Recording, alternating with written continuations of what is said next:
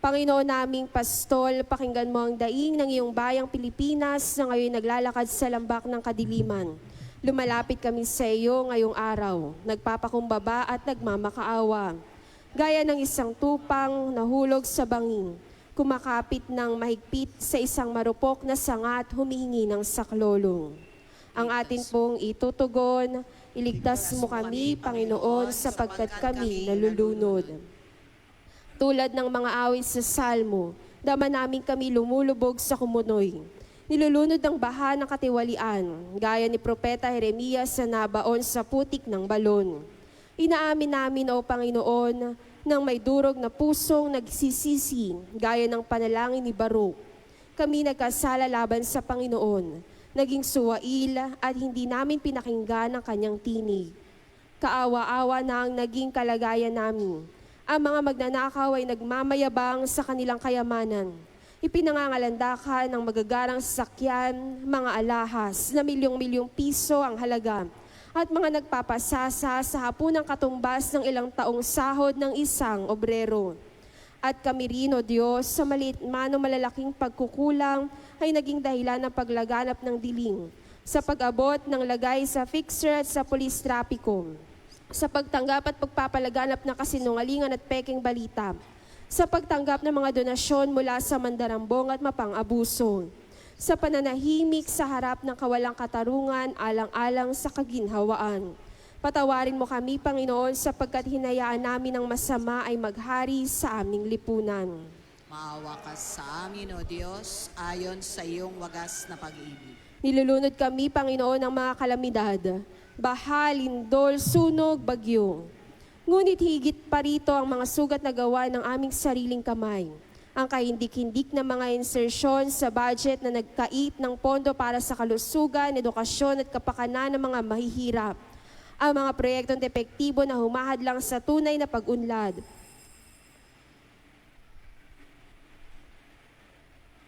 Bilang panimula sa ating banal na pagdiriwang, makiisa ang lahat sa pambungad na awit.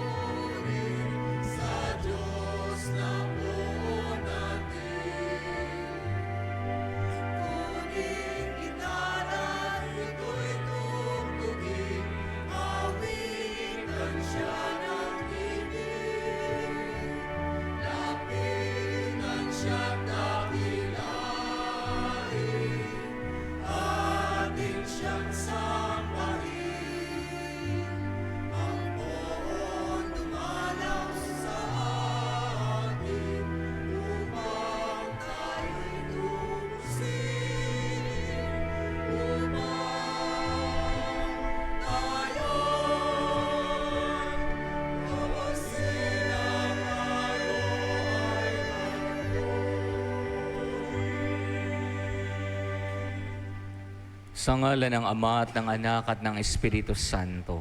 Amen. Sumainyo ang Panginoon. At sumayo rin. Mga kapatid, bumabalik tayo rito upang magpasalamat sa Diyos sa Kanyang kabutihan, upang maging marapat tayong gumanap sa banal na pagdiriwang. Aminin natin ang ating mga kasalanan. Panginoong Hesus, tinuruan mo kaming tumanaw ng utang na loob sa iyong kabutihan. Panginoon, kaawaan mo kami. Panginoon, kaawaan mo kami. Heso Kristo, dinadagdagan mo ang aming pananalig. Kristo, kaawaan mo kami. Kristo, kaawaan mo kami. Panginoong Hesus, niloloob mong mapabilang kami sa hanay ng iyong mga banal. Panginoon, kaawaan mo kami. Panginoon, kaawaan mo kami. Kaawaan tayo ng makapangyarihang Diyos, patawarin tayo sa ating mga kasalanan, at patnubayan tayo sa buhay na walang hanggan. Amen.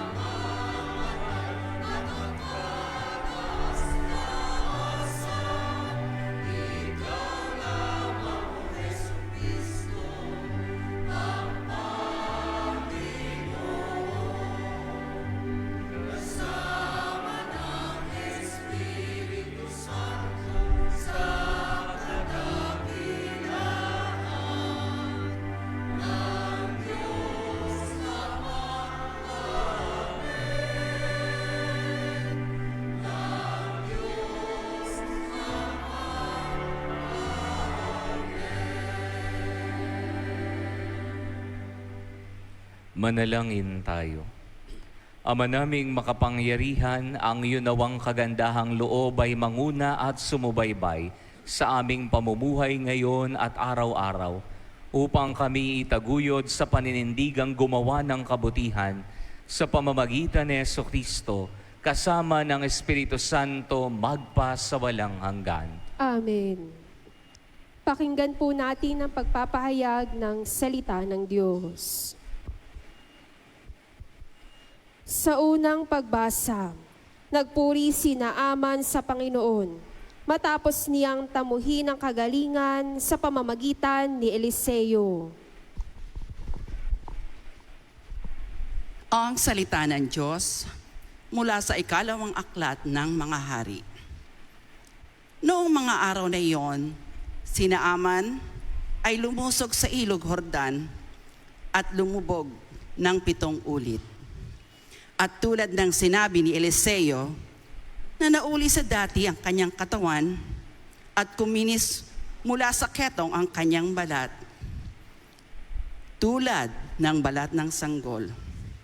Si Naaman at ang kanyang mga kasama ay nagbalik kay Eliseo. Sinabi niya, "Ngayoy, napatunayan kong walang ibang Diyos sa ibabaw ng lupa, kundi ang Diyos ng Israel. Narito, pagdamutan ninyo itong maliit kong nakayanan." Ngunit, sinabi ni Eliseo, "Buhay ang Panginoong Diyos na aking pinaglilingkuran. Hindi ako tumatanggap kahit ano."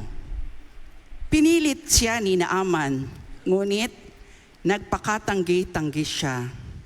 Dahil dito, sinabi ni Naaman, "Kung ayaw ninyo itong tanggapin, maaari po ba nakargahan ko ng lupa rito ang 2 kong kabayo? Mula ngayon, hindi na ako maghahandog sa ibang Diyos maliban sa Panginoon." Ang salita ng Diyos. Salamat sa Diyos.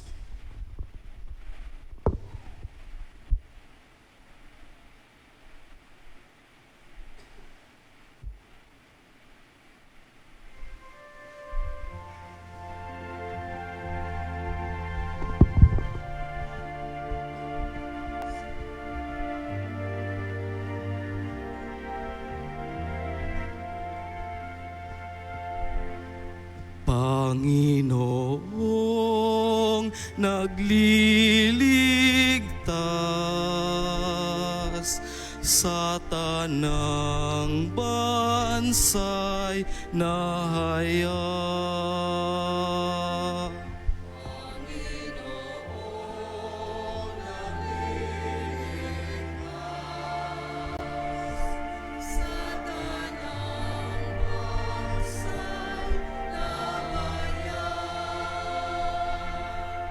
Umawit ng bagong awit at sapon ay ialay,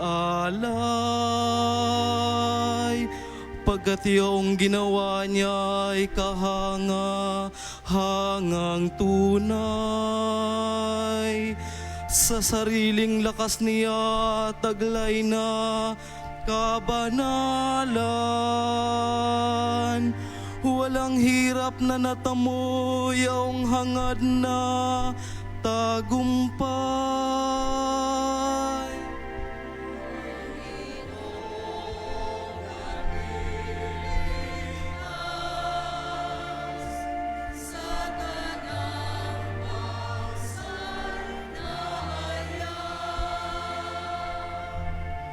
Ang tagumpay niyang ito'y siya na rin ang naghayag. Sa harap ng mga bansay nahayag ang pagliligtas. Ang pangako sa Israel, lubos niyang tinutupad.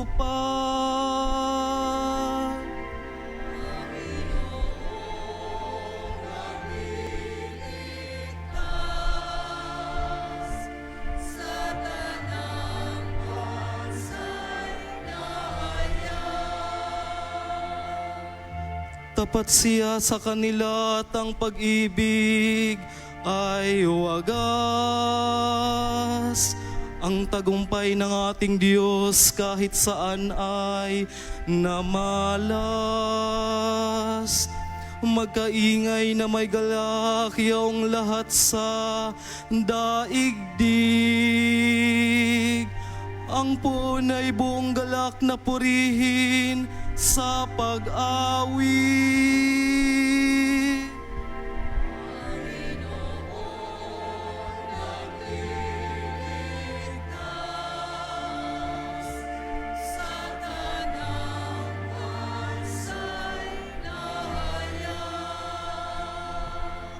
Panginoong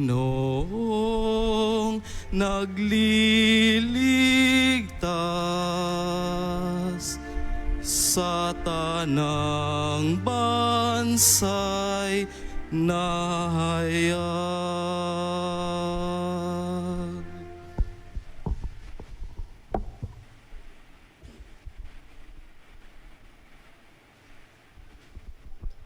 Sa ikalawang pagbasa, buo ang loob na ipinangangaral pa rin ni Apostol San Pablo ang mabuting balita ni Jesucristo sa kabila ng kanyang pagkakabilanggo.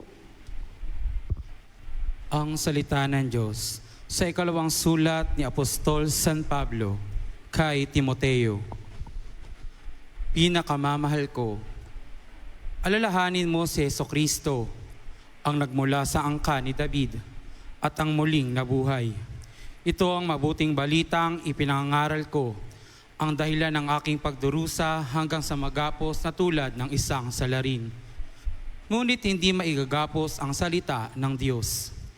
Pinagtitiisan ko ang lahat ng bagay alang-alang sa mga hinirang ng Diyos upang magtamo rin sila ng kaligtasang mula kay Kristo Jesus at ng walang hanggang kaluwalhatian. Narito ang kasabihang mapananaligan. Kapag tayo'y namatay na kalakip ni Jesucristo, walang salang mabubuhay na kasama niya tayo. Kung tayo man ay magtiis ng hirap sa mundong ito, maghahari naman tayong kapiling ng ating Kristo. Kapag siya'y itinakwil sa harapan ng mga tao, pagdating ng takdang araw, itatakwil niya tayo. Kung tayo may hindi tapat, si Kristo ay tapat pa rin, sapagkat ang sa Kanya ay hindi niya itatakwil. Ang salita ng Diyos. Salamat sa Diyos.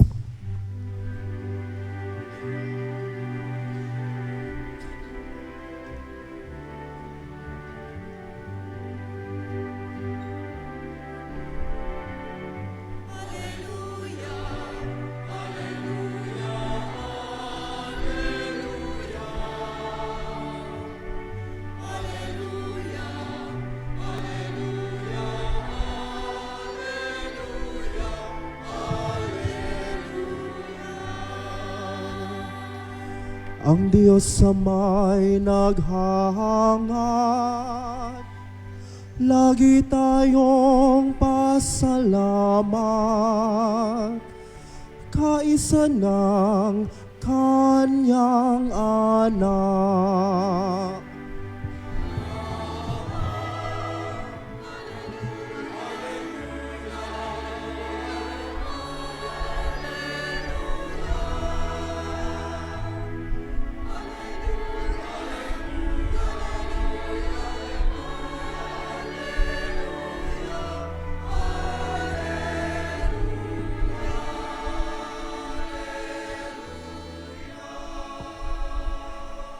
Sumainyo ang Panginoon. At sumayo rin. Ang mabuting balita ng Panginoon ayon kay San Lucas. Papuri sa iyo, Panginoon. Noong panahong iyon, sa paglalakbay ni Jesus patungong Jerusalem, nagdaan siya sa hangganan ng Samaria at Galilea. Nang papasok na siya sa isang nayon, siya'y sinalubong ng 10 ketongin. Tumigil sila sa malayo-layo at humiyaw ng, "Jesus, Panginoon, mahabag po kayo sa amin." Nang makita sila ay sinabi niya, "Umayo kayo at pakita sa mga saserdote." At samantalang sila'y naglalakad, gumaling sila. Nang mapuna ng isa na siya'y magaling na, nagbalik siyang sumisigaw at nagpupuri sa Diyos. Nagpatira pa siya sa paanan ni Jesus at nagpasalamat. Ang taong ito'y Samaritano. Hindi ba't 10 ang gumaling? Tanong ni Jesus. Nasaan ang 9? Wala bang nagbalik at nagpuri sa Diyos kundi ang dayuhang ito? Sinabi ni Jesus sa kaniya, tumindig ka't humayo sa iyong lakad, pinagaling ka dahil sa iyong pananalig. Ang mabuting balita ng Panginoon. Pinupuri ka namin, Panginoong Hesukristo. Magandang umaga po sa inyong lahat. Magandang umaga din po. Sa araw pong ito'y pinagdiriwang po natin ang 28 linggo sa karaniwang panahon. At sa Ebanghelyo po natin ngayong araw na ito, atin pong narinig kung papaanong pinagaling ng ating Panginoong Hesus ang 10 ketongin. At pagkatapos siyang pagalingin, narinig po natin, iisa lamang ang bumalik para magpasalamat. Kaya nagtanong si Jesus, hindi ba't 10 kayong pinagaling ko? Nasaan ang 9? Dito po makikita natin na pagkatapos binigyan ng biyaya, ay madaling nakalimot.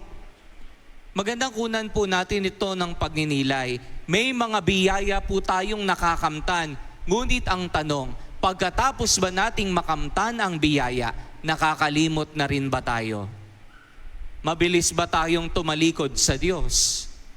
Alam niyo po, nung napunta po ako sa Divine Mercy sa Marilao, very striking po para sa akin makita kung gaano talaga ka-thankful yung mga tao sa Diyos. Makikita niyo po sa isang area sa Divine Mercy, meron pong thank you letters, mayroon pong mga saklay na ginamit ng mga pilay nung sila'y may sakit pa, mayroon pong mga ballpen na ginamit nung board exam at iba't iba pa pong mga bagay na symbolical para sa kanila na pinapakita, binigyan sila ng biyaya, ngunit pagkatapos ay bumalik sila at nagpasalamat sa Diyos. Mga kapatid, magandang ating pong mapagnilayan. Karamihan po sa atin nabibigyan po ng biyaya, pero karamihan din nasisilaw doon at nabubulag na mabilis tayong makalimot. Halimbawa na lamang, isang tao na na-promote sa kanyang trabaho dahil sa tulong ng kanyang kaibigan, nagkaroon ng konting pera, mabilis nakalimutan ng kaibigan. O kaya naman ang mga batang maliliit, kapag binigyan po ng pagkain o kaya candy, nakakalimot magsalita ng thank you sa taong nagbigay. Karaniwan ganito po ang sakit ng karamihan sa atin.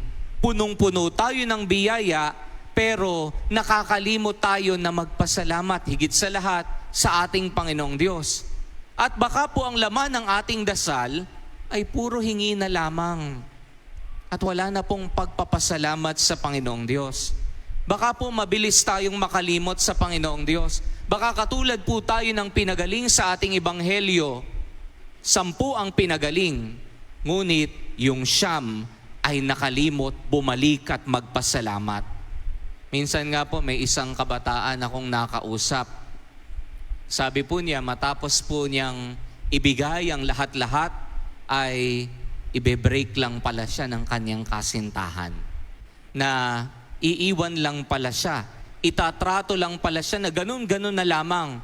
Na sabi niya ay para siyang basura na parang tinapon na lamang sa isang tabi. Na dahil wala na siyang pakinabang, na dahil nakuha na niya ang lahat, ay kakalimutan na siya. Para pong yung isang seminarista na kakilala ko po, na sa tuwing sumusuyo po, humihingi ng tulong sa kanyang kapwa seminarista, ang galing-galing po niyang suyuin ang kanyang kapwa seminarista. Ang tatawagin pa nga po niya ay friend. Sasabihin niya, friend, tulungan mo naman ako dito.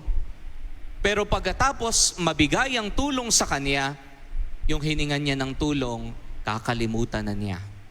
Hindi na niya itatratong kaibigan. Mga kapatid, ito po ang pinapakita sa atin. Karaniwan, ang ilan po sa atin, sabihin na nating manggagamit, na kapag ang isang tao manggagamit, nakikita niyang kanyang kapwa bilang isang gamit. At kapag tinatrato bilang isang gamit, kapag may halaga ka, ay iingatan kita, itatago kita kapag may pakinabang ka pa. Ngunit, kapag wala ka ng pakinabang, etsyapwera ka na sa akin. Hindi na kita papahalagahan, hindi na kita iingatan. Ituturing na kita na parang basura. Katulad po sa Panginoong Diyos. Ang galing-galing po nating lumapit sa pagdadasal kapag po tayo'y may marubdob na hinihiling sa Kanya. Marubdob po ang ating mga dasal at ang ating pagsamo sa Kanya. Ngunit ang tanong, pagkatapos makamit ang iyong idinadasal, marubdob pa rin ba ang iyong ugnayan sa Diyos? Kapag may kailangan tayo sa Diyos, ang galing po nating lumapit sa Kanya. Pero pagkatapos noon, bigla na lang nawawala.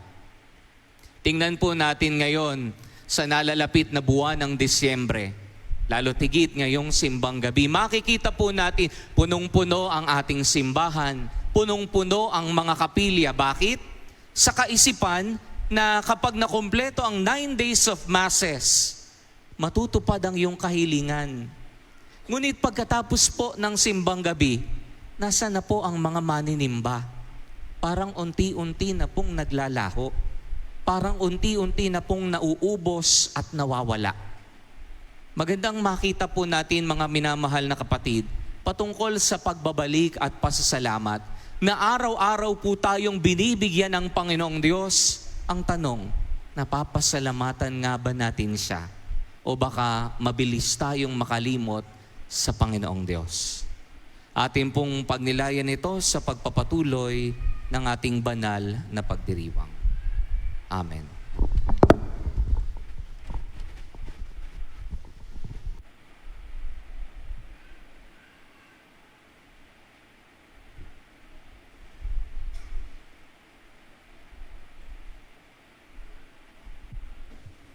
Tatayo ang lahat. Pahayag natin ang sumasampalataya. Sumasampalataya ako Sa Diyos, samang makapangyarihan sa lahat, na may gawa ng langit at lupa. Sumasampalataya naman ako kay Jesucristo, isang anak ng Diyos, Panginoon nating lahat. Nagkatawang tao siya lalang ng Espiritu Santo. Pinanganak ni Santa Maria Berhen, pinagpakasakit ni Poncio Pilato, pinako sa krus ng matay ni Libing, nanawag sa kinaroroonan ng mga yumao, nang may 3 araw na buhay na magmuling, makyat sa langit, naluklok sa kanan ng Diyos, samang makapangyarihan sa lahat. Doon magmumulat paririto, tuhukom sa nangabuhay at nangamatay na tao. Masampalataya din sa Diyos, Espiritu Santo, sa banal na simbahang katolika, sa kasamahan ng mga banal, sa kapatawaran ng mga kasalanan, sa pagkabuhay na magmuli ng nangamatay na tao, at sa buhay na walang hanggan. Amen. Mga kapatid, manalangin tayo sa Amang maawain na nagmamahal at nagligtas sa atin sa pamamagitan ni Jesucristong ating Panginoon, ating pong isamo.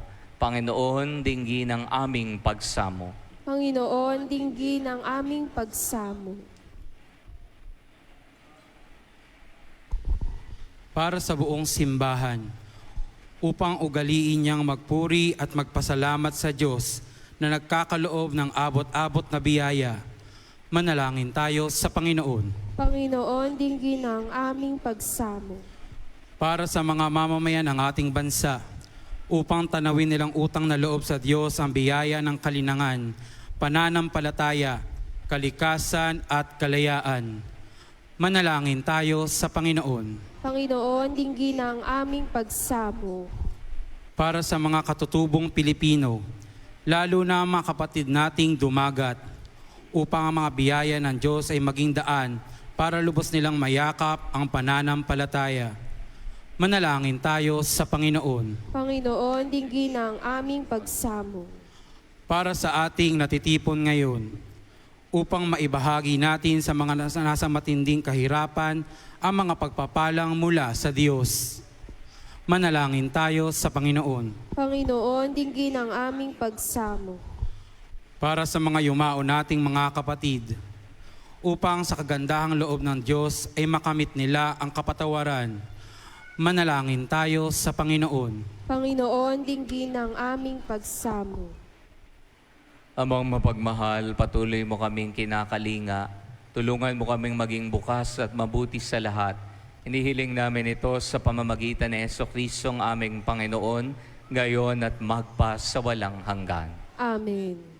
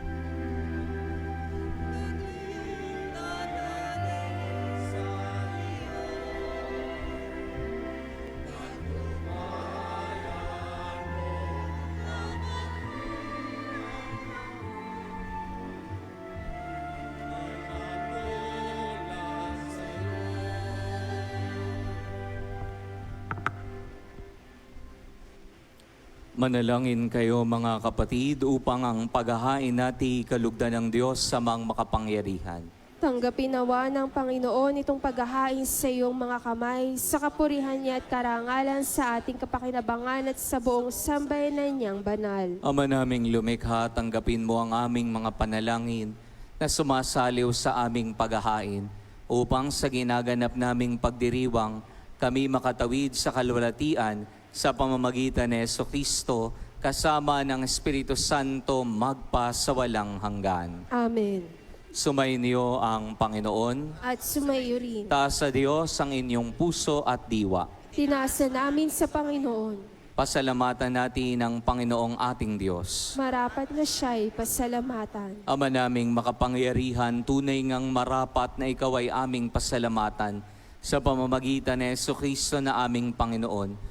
Utang na loob ang nagbubunsod upang gunitain ang kamatayan niya para kami buhayin. Pagtitiwala ang sanhi ng ligayang di malilimot sa pagkabuhay niyang sa aming kaloob. Pag-asa ang dahilan ng pagiging handa para sa pagbabalik niyang totoong dakila. Kaya kaisa ng mga anghel na nagsisiawit ng papuri sa iyo, nang walang humpay sa kalangitan, kami nagbubunyi sa iyong kadakilaan.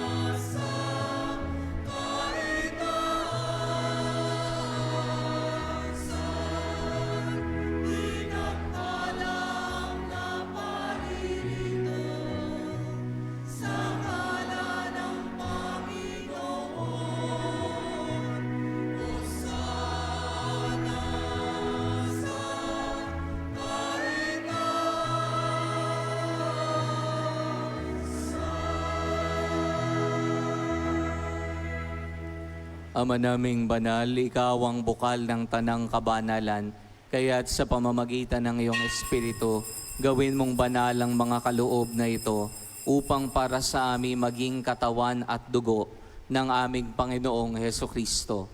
Bago niya pinagtiis ang kusang loob na maging handog, hinawakan niya ang tinapay, pinasalamatan kaniya, pinaghati-hati niya iyon, iniabot sa kaniyang mga alagad at sinabi, "Tanggapin ninyong lahat ito at kanin. Ito ang aking katawan na ihahandog para sa inyo."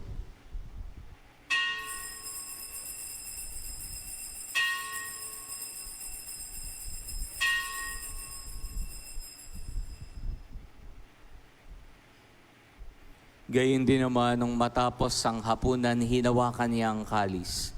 Muli kaniyang pinasalamatan. Iniabot niya ang kalis sa kaniyang mga alagad at sinabi, "Tanggapin ninyong lahat ito at inumin. Ito ang kalis ang aking dugo, ng bago at walang hanggang tipan.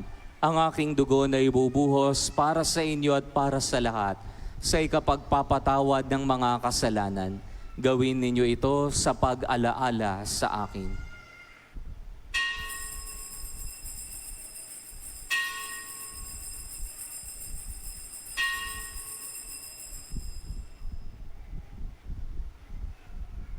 Pagbunyi natin ang misteryo ng pananampalataya.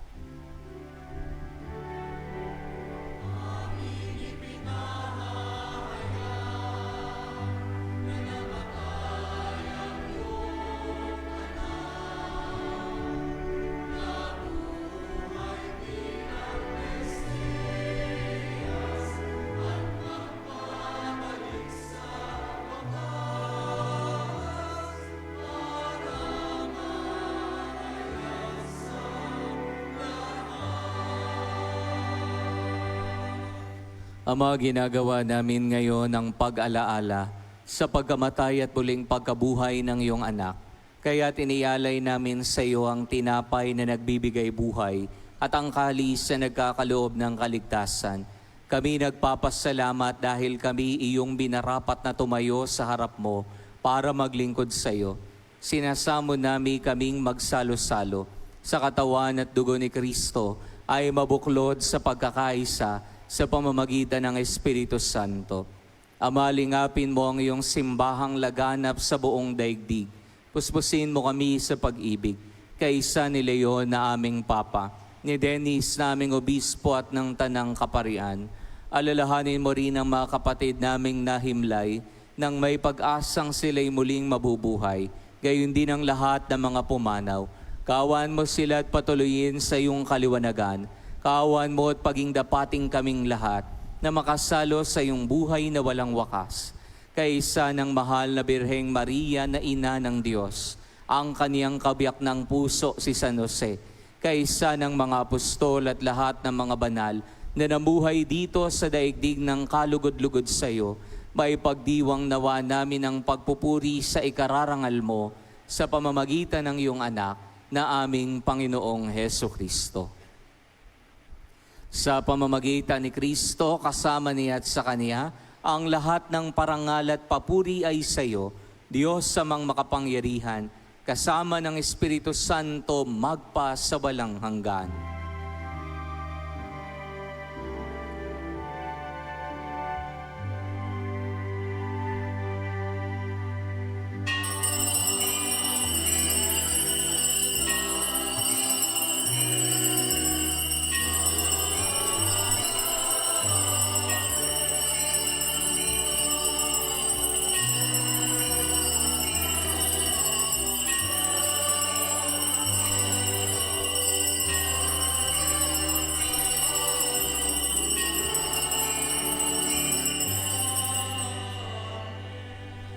Sa tagubilin po ng mga nakagagaling na utos sa turo ni Jesus sa Panginoon natin at Diyos, pahayag natin ng may lakas loob ang panalangin itinuro sa atin ng Panginoon.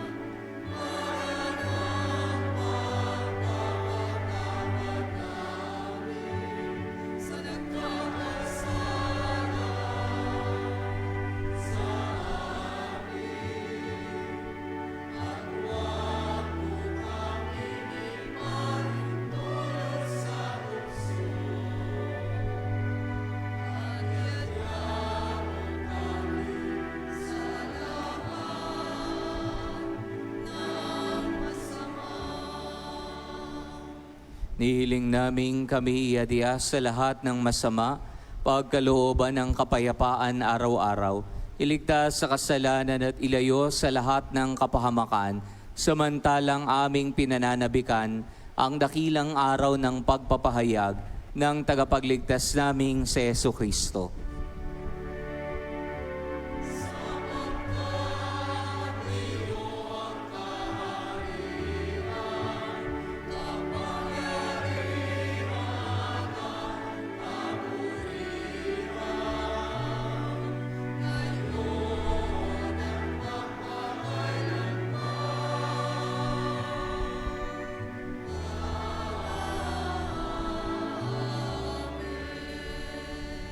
Panginoong Jesucristo, sinabi mo sa iyong mga apostol, kapayapaan ang iniiwan ko sa inyo, ang aking kapayapaan ang ibinibigay ko sa inyo. Tunghayan mo ang aming pananampalataya at huwag ang aming mga pagkakasala. Pagkalooban mo kami ng kapayapaan at pagkakaisa ayon sa iyong kalooban, kasama ng Espiritu Santo magpa sa walang hanggan. Amen. Ang kapayapaan ng Panginoon ay laging sumainyo. At sumayo rin. Magbigayan nawa kayo ng kapayapaan sa isa't isa. Peace be with you.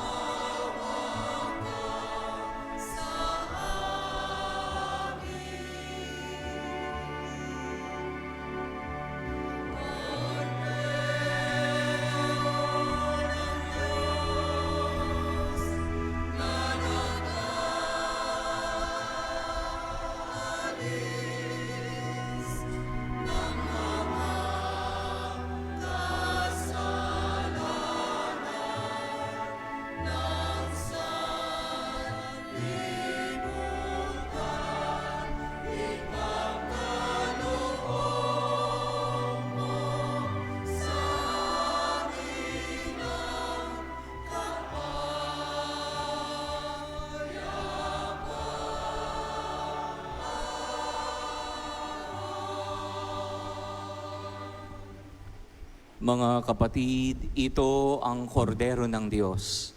Ito ang nag-aalis sa mga kasalanan ng sanlibutan. Mapapalad tayong inaanyayahan sa kaniyang banal na piging. Panginoon, hindi ako karapat-dapat na magpatuloy sa iyo.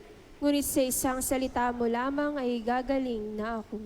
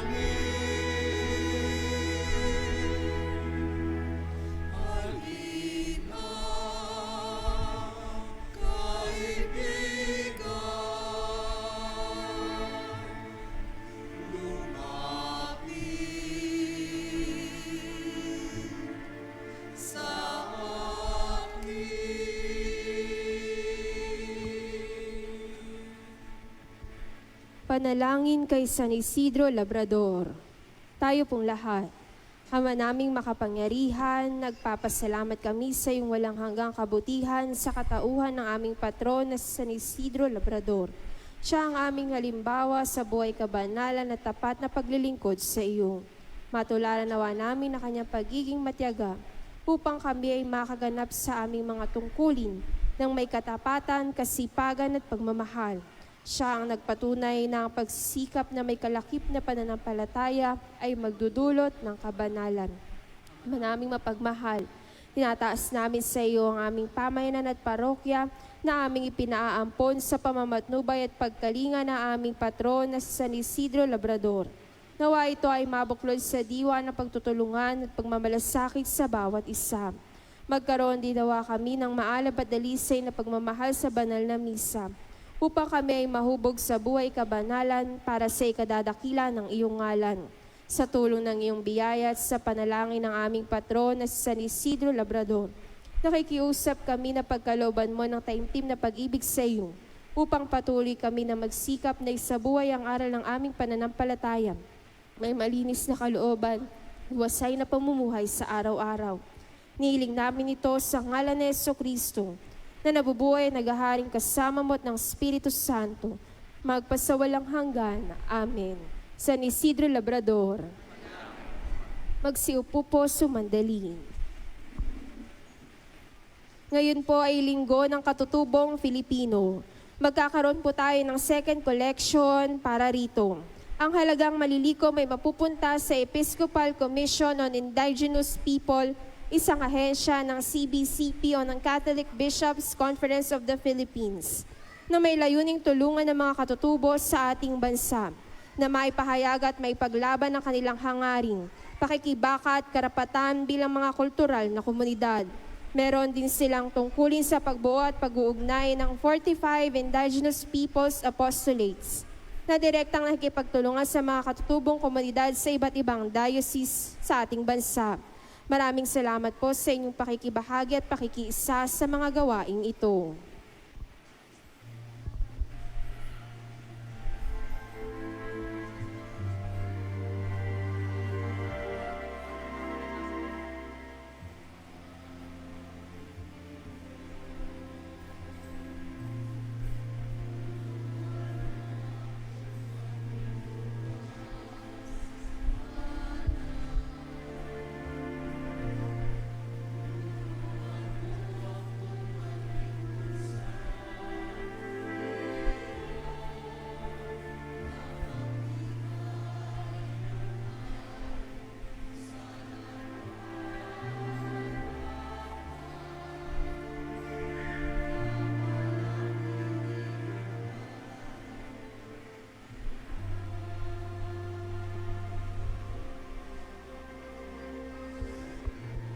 Magsitayo po ang lahat.